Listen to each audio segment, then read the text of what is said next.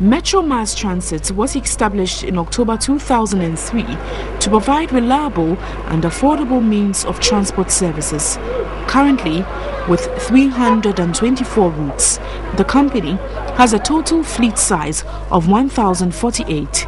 750 buses are run daily on segmented routes. The new strategic plan aims at improving the safety of staff and passengers and expand access to the company's services. Under the plan, 1,000 new buses will be acquired between 2014 and 2018 to augment the current fleet of vehicles. 600 of the 1,000 buses will be procured with internally generated funds, while the government will assist with 400 vehicles. The managing director of the Metro Mass Transit Limited, Engineer Noble John Opia, assured passengers of quality service. We start training over 1,000 drivers, not only in the act of driving, but the attitudes on the road and all that, and we're seeing already the impact in terms of crash reduction. So customer service training, and everybody in the road Metro Mass will go to reorientation, to reposition them for the new vision that we have for Metro Mass.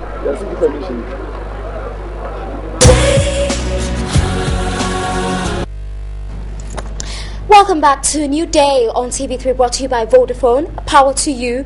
And we're looking at our business segments now. We're looking at the state of the Metro Mass transport.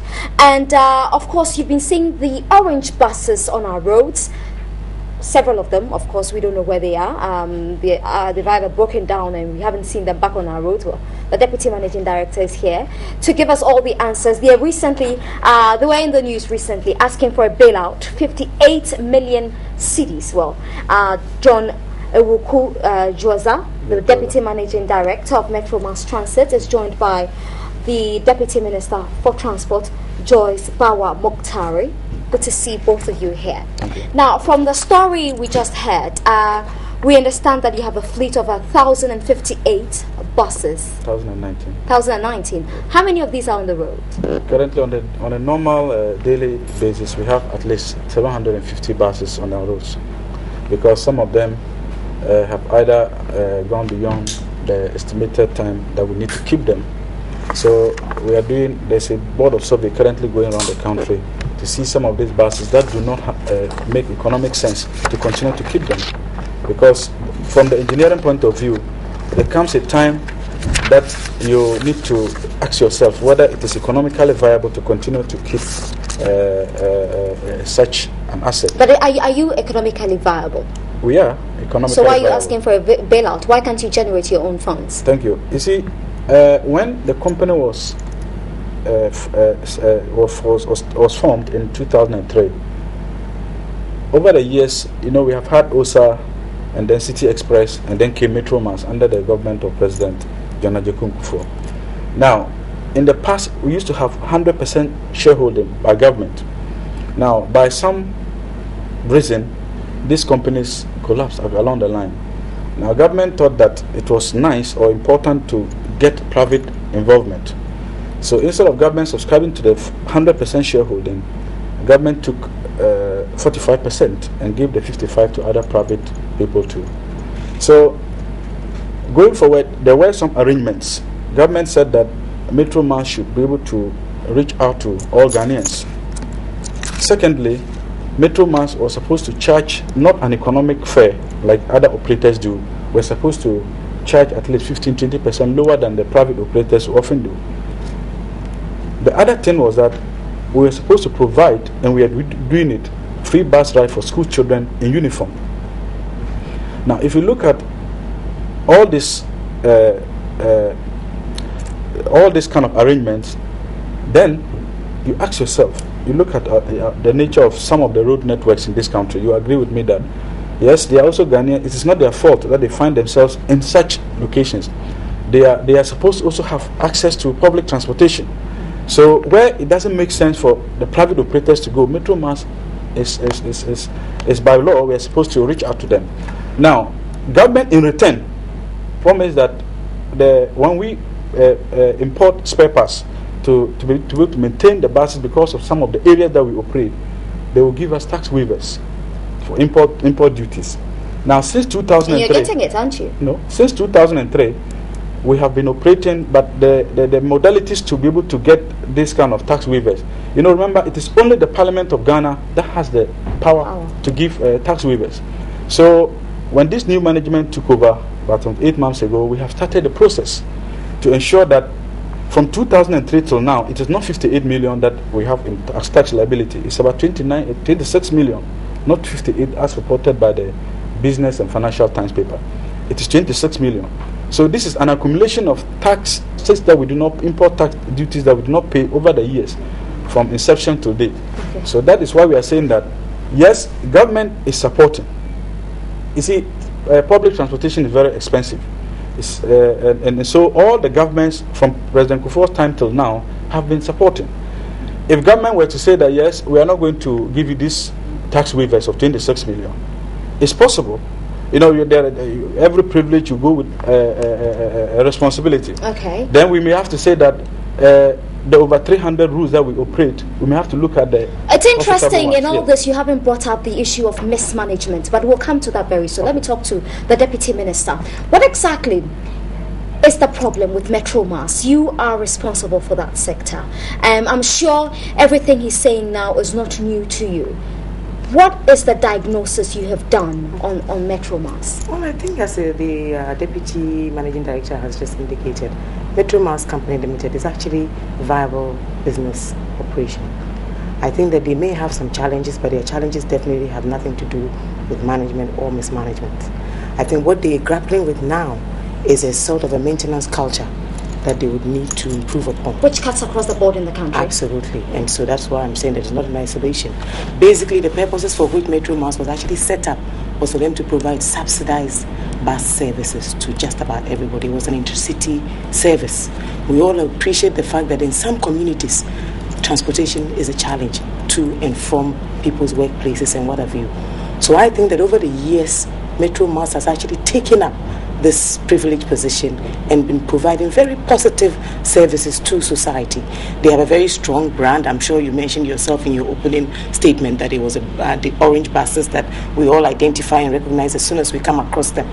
I think for now, they do need to augment their fleet, which is where government comes in, or government's intervention is required. And you're promising to get them 1,000 as a ministry, yes, we're working towards negotiating the Government of Ghana loan facility presently to acquire some buses from Scania, a company in Sweden, to provide buses to augment the fleet that Metromas currently operates. Okay. Now, I get the impression from both of you that Metromas is solvent. So, Madam Deputy Minister, just be candid with us. How much money is government making off Metromas? Well, that's as I said earlier, government's idea for which Metromas was set up was not to make a profit.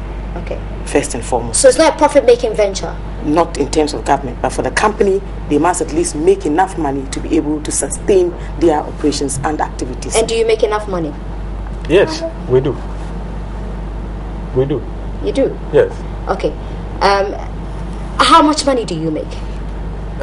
If you look at from 2009, if you look at the statistics that we gave out, in 2009 we said that because from the way from the argument Madam Deputy Minister has made, you realize that when government gives us the buses, under normal circumstances, when you go and buy buses, you are supposed to make provisions for repayment of those buses. Government doesn't require us to pay. So instead of amortizing it, we don't capture it. So in reality, with the profits that we declared from 2009 is because of that support we receive from government. If Government of Ghana were to say that every support that I give you, pay for it, then that is what we said, that the company should have collapsed some 4 years since 2009. So from 2009, we have consistently recorded some profits from 14 million. In fact, the only time that it came down was 2012. That was when we acquired even from our own internal generated funding. We acquired buses, 150 buses from Tata and Ashok Leyland. Now, because we acquired those buses, we had to make provisions for the repayment of those buses. So you realize that from 14 million, it came to 11 and it rose again to 12. And then in 2012, our profit dipped to about 5 million. Then again, it started going up. Okay. Now, I want to go back to the issue you raised about our maintenance culture, which is very true. It's a very critical point you made. But critically, what would you say is accounting for the bad management of state-owned companies? STC is a typical example. Now we have Metromas. If you look across the board, the privately owned companies are doing well. VIP, OOA, several of them. So what exactly is missing? What are we missing? Well, I had an interesting discussion with one of my colleague deputy ministers this morning, trying to find out from him, being an ordinary citizen, why we were having these challenges with the government transportation services. One of the reasons that I would say, besides management and mismanagement and what have you really... So there's an issue of mismanagement? Well, that's the impression. To some extent. To some extent. You can't completely deny that. There might be some mismanagement, because we all know how government institutions are usually run. The impression is that we're not supposed to be making a profit. The impression is that, once we run into problems, government will come to our aid, that we're supposed to be providing subsidized services. There are certain components of the businesses that create these opportunities for people to probably abuse the system and what have you. Let's take them one after the other. I would say, for example, that with Metro Mass Transport, they have a very good management in place, that the board is very competent to deal with the problems that they have.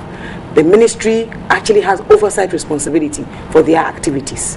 And so with Metro Mass Transit Limited, I would say that we're not talking really about bad management in this case.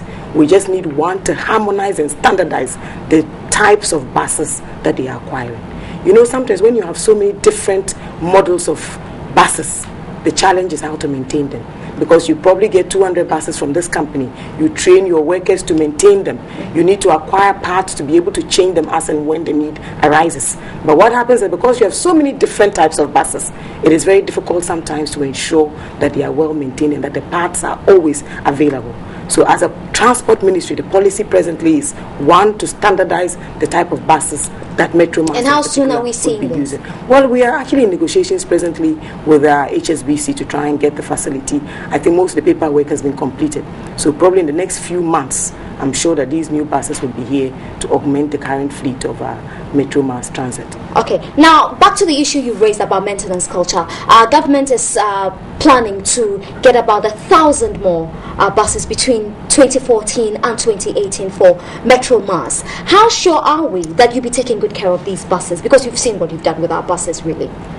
Currently, when we took over, what we have done is that after the diagnostic tour around the whole country, we realized that we needed to build the workshop capacity of our depots. So currently we have started building the workshop capacity, human resource capacity of the mechanics, and also the requisite tools that they need to be able to maintain the buses. The other thing is that it's another case that the people really don't care, because as the deputy minister said, eventually they will earn their salaries. When they run into difficulties, like right now you're running to government for bailout, things will be sorted out for you. But so there is a lack of seriousness. Is that the case? No. For almost 11 years. Lack of interest? No. For almost 11 years, this is the first time we have come up with a strategic document. This is supposed to guide us, to tell us that we have defined our success criteria, to tell us what each and every staff needs to do. Now we are saying that we will confront bad practice in the organization. You hear that people will say, oh well, our conductors or the passenger service assistant will take fares from passengers and they don't account for it properly. Now all these things, we have identified it, and we have made provisions to ensure that very soon after the launch of the electronic, the ICT-based tracking system for our buses, we also did a fuel monitoring. You remember that for public transport, fuel is a huge component. So now we have ICT-based a system that we have put in place that we can track when the bus is fueling, where the bus is going, when the bus is stationary, and so on and so forth. Now very soon we'll be coming up with an electronic version of fare collection. So all these are interventions that we are putting in place to ensure that we run it as efficiently as possible. Okay, I want to look at supervision and regulation now, and that's the purview of the Transport Ministry. I was actually just thinking through that, because I think what the companies have to do presently is to improve upon their monitoring and supervisory activities. I mean, if you have a bus, for example, in some rural parts of the city, you find out that most often than not, there's nobody monitoring the activities. I think most of these buses are going to be fitted with CCTV cameras. What it would be a central location where you can view the activities of all of these buses, their locations, and what have you.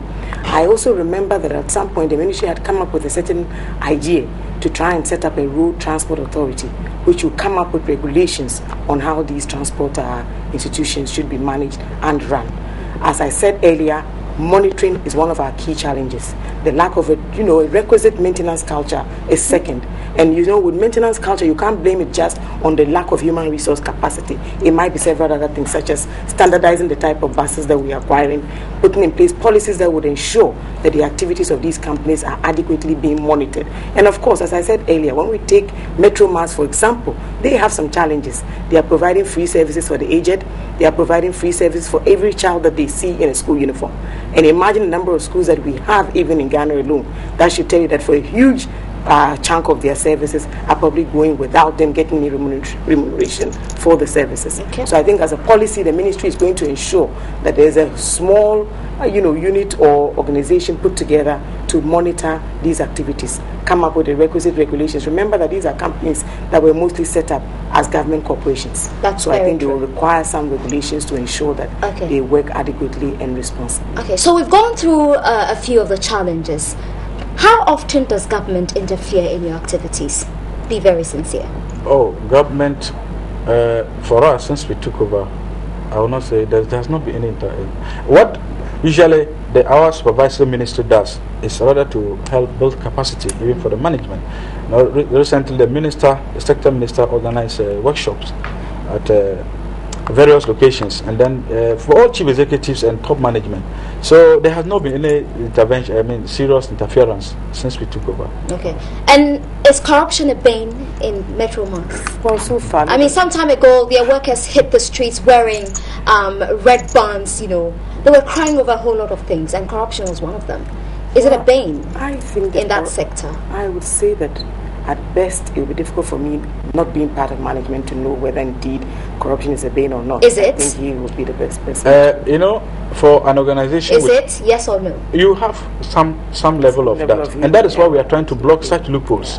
You see, for a worker population of about 4,500, and you cannot control the good and bad people. You see, we always... It's not just the people down there, the management as well. No. What the story that hit the headlines was about hiring issues, and it was not top management, and we dealt with it. It happened in Takoradi, and it happens in other jurisdictions in this country, and so that's why we have brought in bus tracking systems, so that at every point in time I should be able to even use my phone. If it's an Android phone, I should be able to locate which bus is where at any point. So as yet you're not employing technology? No, until then, yes. But now we have deployed these technological-based systems. What is left now is the electronic fare collection that we are working on it, and I'm sure in the next 2 to 3 months we will have it also. Okay. Recently, your crew was in our yard, and we took them in our control room. Yeah, for the first time you open up to us. It's always a problem getting to you. For a long time you were anti-TV3. Oh, I don't think it's like that. Maybe. True. But your crew came. Yes. We took them to our control room. And we are very grateful. Yes. Yeah. And we showed you our web-based systems live. You could see every bus from every location in this country. Yeah. Yes. We like the direction you're taking. So this 26 million they're talking about, the bailout, are you coming to the aid? Well, as you know, that the ministry has oversight responsibility for that particular agency. What we anticipate is that they will bring us a formal request. We will then forward. So you haven't sent a formal request? In fact, it's at the board level. We have forwarded to the board, so the board will then take that request to Parliament. Okay. It will be considered first by the Transport Committee and then subsequently by the full House. I'm sure the Finance Committee would be interested in that as well.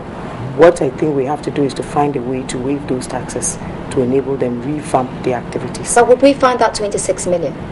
Well, why not? For a service such as Metromas and so for the sort of advantages that it has as a system, I think it's important that we find a way, because they are not asking for handouts. These were just taxes that were deferred at some point to enable them set up and import all the buses and the equipment that they required to take up their operations. So I think this is something that is a useful contribution at this time, and we're going to support them in that regard. And as he said earlier, the amount which was quoted by the Business and Financial Times was relatively too high. With Ghana Cedi 26 million, I think it is something that the ministry would like to consider and support them to be able to get that waiver from Parliament. Okay, just before we go, tell us the ministry's plan to sustain, state-owned transport companies. Well, as a long-term project, I think the ministry has a policy to augment and try and facilitate the activities of public transportation systems in this country. We have spoken enough about Metro Mass. I think in the city, STC has had its own challenges. Its shareholders are actually now at their journey's end and wondering how to try and revamp and rehabilitate the activities of that particular company. What government is trying to do presently is to try and get some investment through public-private partnership arrangements. That's for the long term. For the immediate term, we're trying to arrange for some buses to at least augment the current fleet that Intercity STC has. With Intercity STC, I think at some point they had issues with management and what have you. A new management has been put in place. Likewise, there's a new board. So we're hoping that with this new change in the management structure, there'll be a change in direction and that the operations would also be improved upon. Let's remember that most of these public transportation companies have serious challenges. They are supposed to ensure safety of the passengers, and that is very critical. I think one of the main banes of these companies has been their turnaround time, which is something that I've actually tried to ask from several people.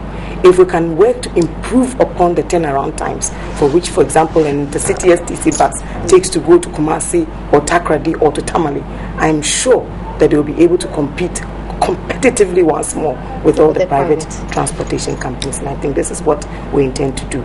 So as part of the ministry's urban transport project, these are all things that we're looking at. We also want to introduce a bus rapid transit system. How far is that, by the way? Well, I think we are currently in the pilot stages. The feasibility reports. You've been piloting for a while, haven't you? I know. It's not easy in such a congested city as Accra to try and implement such a rapid transit system. So what we're doing is to try and pilot it between Amasama and the Central Business District. Hopefully we're coming on stream probably by year end, and then we'll see if it will be able to alleviate the current congestion that we have on our roads. You want to make a last point before we go? Yes, what I would like to just add to Madam Deputy Minister is that public transport in all its aspects all over the world is very expensive, and you see government is doing their best to support. I think the time has come for a non-partisan approach, debate, for how to be able to sustain public transportation. We've been debating for a while, haven't we? No. Aren't you tired of debating? You see, the point is that we want something more concrete. We want to see action on the ground. We have a lot of rich people in this country who import cars, very expensive cars. It will not be out of place for me. I suggest that if government could put some premium on such kind of importations, so that you create the fund and put the money there. Premium? Yes. Do you know how much taxes we are paying in this country? No, we also do. Okay. And you see, again, we have governments all over the period subsidizing fuel. I would like to say first and foremost, let's improve upon our buses. Exactly. Let's take get good care better of our buses Absolutely. before and you have start our people like she herself park their cars. Exactly. Yes. That would at least reduce congestion within. Thank you. Very grateful. Buses from government. This year, and then it's for city before the end of the year. So we have scheduled services. You'll find that they are all conditioned buses. So we're running them in the cities. Don't worry, Benny and I will be jumping. Definitely, even I will jump onto it if those buses are on our roads. So I think the public will require something better than what we have, and I'm sure we will all park and ride as and when the need arises, and that will probably help reduce. Thank you very much, Joyce Bawa Muktari, the Deputy Minister of Transport, and also John Awuku Josa, Deputy Managing Director of Metro Mass Transit. Thank you very much for your time this morning.